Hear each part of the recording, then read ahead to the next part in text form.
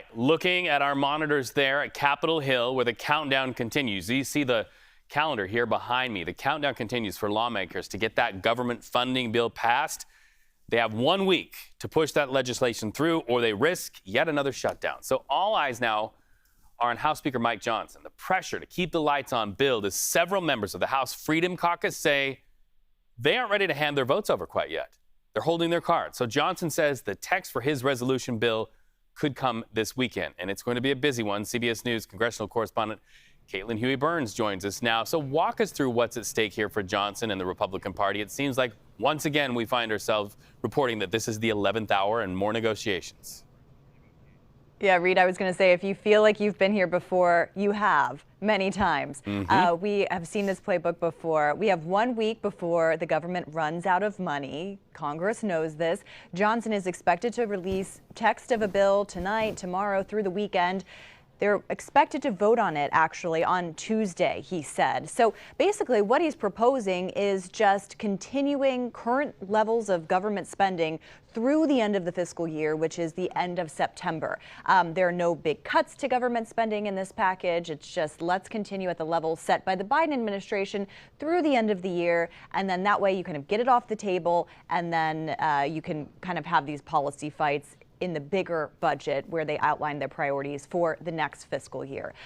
You still have a group of holdouts, however, who don't like the levels of government spending that are currently in place and want to see more cuts. They met with the White House earlier this week, and President Trump essentially told them, look, get this out of the way. You can have the policy fights, the cuts in spending, the DOGE cuts incorporated in your other budget that you've proposed, but let's not shut down the government. We'll see if that holds any weight. Remember, the House majority that Republicans have is very fragile. They can really only afford to lose one, maybe two votes here.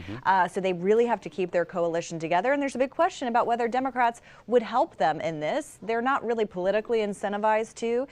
They could put this back in the Republicans' court and say, look, you guys are in charge. You shut down the government. But this spending level is from the previous administration. So you may have a couple of Democrats who say, look, let's not have any further chaos. Let's just continue with this resolution. So we'll see. This will likely go to the last minute. To the last minute. And we do eye those Democrats that you may mention because the really major point of contention for them is this entire GOP plan has the potential for cuts to Medicaid. The president has said that won't happen, but in the details, right, there's the potentiality there. What have you heard from lawmakers about those potential cuts to health care?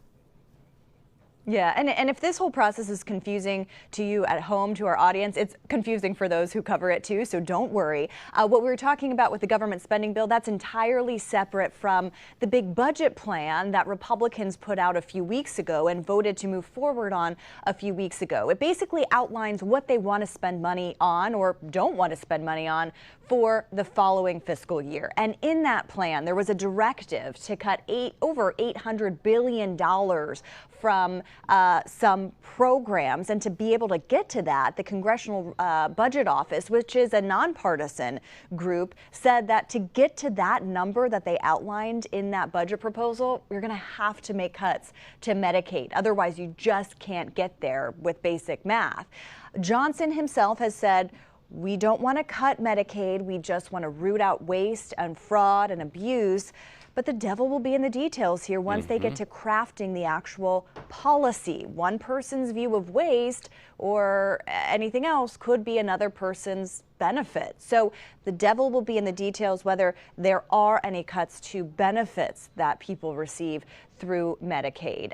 A lot to consider here. We probably won't get to that point for a little while here, maybe later in the spring, early summer. This is going to be a long process because all those committees have to get together, craft the policy to fill out that budget. So we're still a long way off, but that is something centerpiece here that could really happen. Caitlin, what strikes me here is tens of millions of Americans depend on those health care services. And it was really fascinating to me to hear recently the president's cheerleader, Steve Bannon, saying hands off of Medicaid, that would politically be a very bad move to make. Thank you so much for talking to us about this and breaking it down. You had one more thought. I can tell you have one more thought.